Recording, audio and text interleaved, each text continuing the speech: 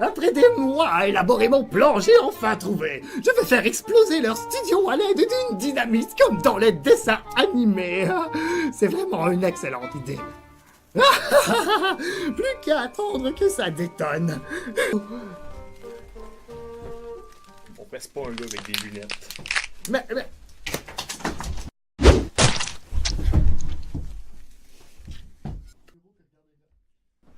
Salut à tous! Bienvenue à l'émission. Bordel de merde. Cette semaine, je vous apprends à rester calme et poli, peu importe les circonstances dans la chronique publique. Pour ma part, je vais vous apprendre à vous nourrir rapidement et efficacement dans la chronique Mieux Vivre. Moi, je vais vous apprendre à faire un bricolage tout simple à la maison dans ma chronique Agriculture. Et pour terminer, on apprendra tout sur l'actualité dans la chronique à Josh qui parle d'actualité.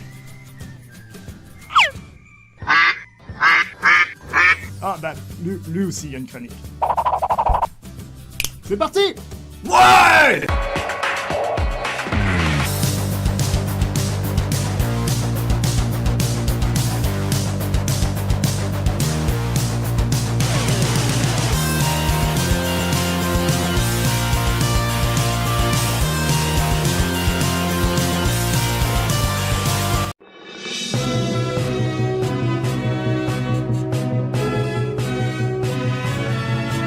Bonjour à tous et bienvenue dans la chronique Actualité avec Josh. Voyons voir ce qui retient notre attention dans l'actualité cette semaine.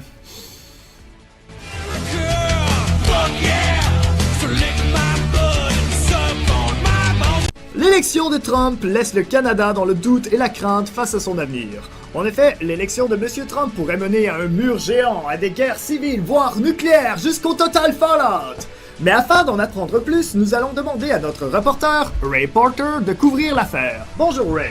Bonjour Joss, je suis présentement au coin de la 6e avenue et la 115e rue à Shawinigan Sud. Et quelque chose a-t-il changé à cet endroit depuis l'élection de M. Trump?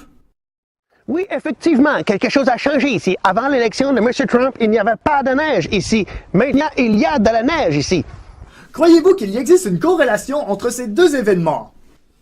La communauté scientifique est unanime. Le poste de président américain ne donnerait pas accès au code nécessaire à modifier les lois de la nature. Toutefois, les experts soutiennent qu'il est impossible d'être certain à 100% de cette allégation, puisqu'il est impossible de prouver l'inverse.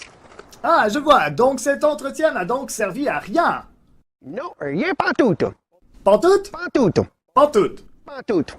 Bon, eh bien, ce sera tout. Merci, Ray. Merci, Joss. Bonsoir. Eh bien, nous allons poursuivre l'émission avec la chronique publique de Frank. Attention, ça déchausse!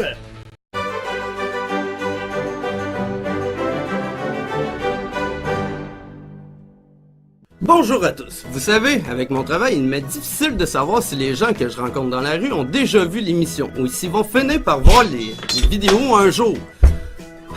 C'est pourquoi la chronique du public de cette semaine touchera la bienséance en public, car savoir bien se tenir en public est quelque chose qui me connaît.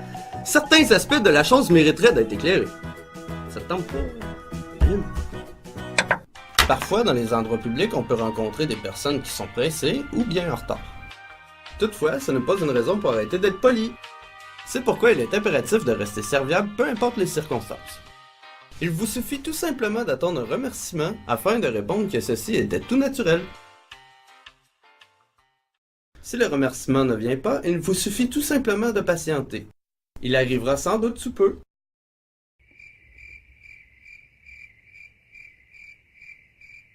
Et si la personne se démontre ingrate face à votre bonne action, vous avez juste à la colisser dehors pis cueille tes papiers! Et ceci conclut ma chronique hebdomadaire sur la bienséance.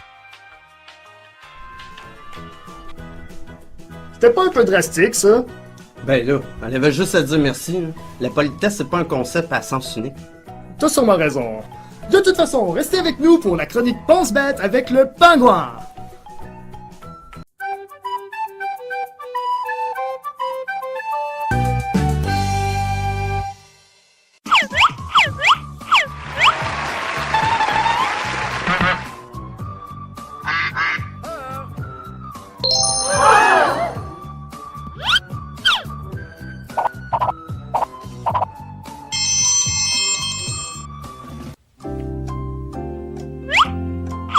Oh.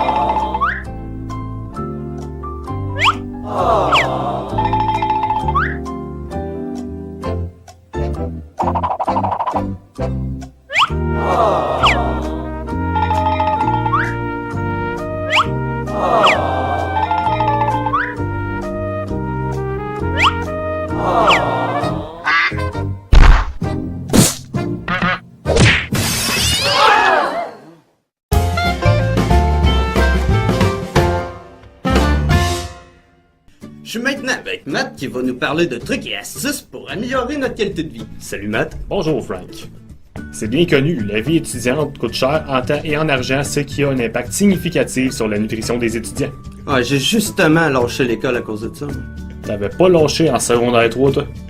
De quoi tu parles, là? C'était oui, mais c'est à cause de la nutrition. Bon, peu importe, je vais vous enseigner une méthode qui va vous sauver temps et argent, ce qui va grandement améliorer votre qualité de vie pendant les études. Ça va aller comme suit! Pour commencer, vous aurez besoin d'une douzaine d'œufs, d'un poêlon et idéalement d'un four, d'une spatule ininflammable de préférence. Il vous suffit ensuite de broyer les œufs de la façon dont vous jugez la plus adéquate. Versez dans votre poêlon avec délicatesse. Remuez un peu le tout pour éviter l'adhésion au poêlon. Ajoutez ensuite un peu d'acétone pour accélérer le temps de cuisson. N'hésitez pas, trop c'est mieux que pas assez. Amorcez la cuisson à feu très élevé. Remuez le tout tel un grand chef cuisinier. Déposez délicatement dans l'assiette pour le service. Saupoudrez un peu de basilic et servez à vos invités. Ils se régaleront. Ça a pas l'air bon, ça. Toi, t'as pas l'air bon. Ben, c'est parce que... Non, c'est beau, j'ai compris, je m'en vais. Reste avec nous pour la chronique Horticulture avec Samy. Et pas pire.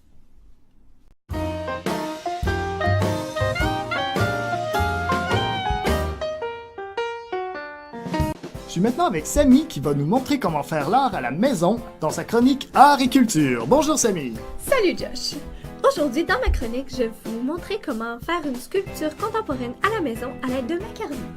De macaroni. Eh bien, ils sont à toi. Merci! Alors pour commencer, nous aurons besoin d'un plan de travail, important pour ne pas salir l'environnement. Ensuite, nous aurons besoin de macaroni triés d'avance. Nous aurons tout d'abord les jaunes, les verts, les rouges. Il est bien important de ne pas les mélanger. Ensuite, les multicolores. Comme ceci. Alors pour bien faire tenir le tout, c'est bien important de mettre délicatement un peu de colle.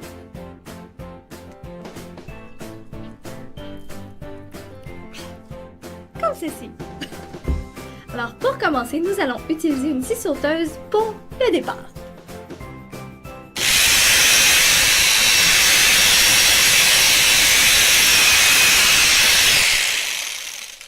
Nous aurons ensuite besoin d'un grinder. Comme ceci. Et prenez bien garde, enlevez vos lunettes parce que la sécurité, c'est pour les hommes.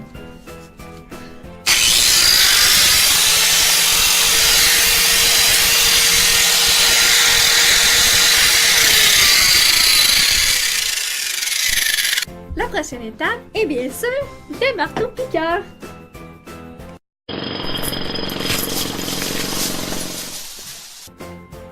La dernière étape de notre projet est bien sûr la finition que nous allons réaliser à l'aide de tournevis et d'un marteau.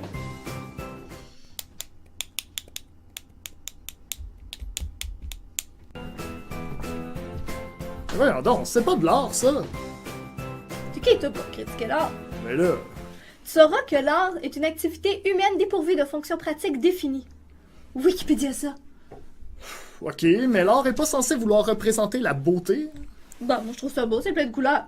C'est subjectif. La beauté, c'est subjectif. Pingouin, range-toi avec, moi je suis plus capable. Salut pingouin.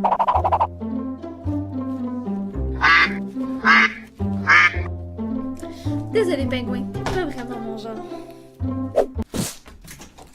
Exactement pour ça. Wow! On dirait vraiment une fusion des styles entre Munch et Geiger. Gros, c'est des macaronis. Mais c'est beau! Eh bien, c'est ce qui conclut l'émission. Comme le titre de la vidéo l'indiquait, il s'agissait d'un épisode prototype qui servira de pilote à la saison à venir. La raison est simple, c'est que parmi les critiques, il y avait un sujet récurrent comme quoi que c'était bon, mais c'était difficile à suivre. Ouais, donc on a décidé de mettre un petit peu d'ordre là-dedans, un petit peu comme le classique a fait à l'ère du baroque. Et en passant, la prochaine émission, ça va être une émission questions. Oui, ça veut dire que si vous avez des idées, des questions ou des commentaires qui pourraient altérer le courant du prochain épisode, c'est l'heure de les laisser ici, tout de suite, maintenant, dans la section commentaires sur la vidéo. Je pourrais presque lui toucher. Bye! Aïe aïe!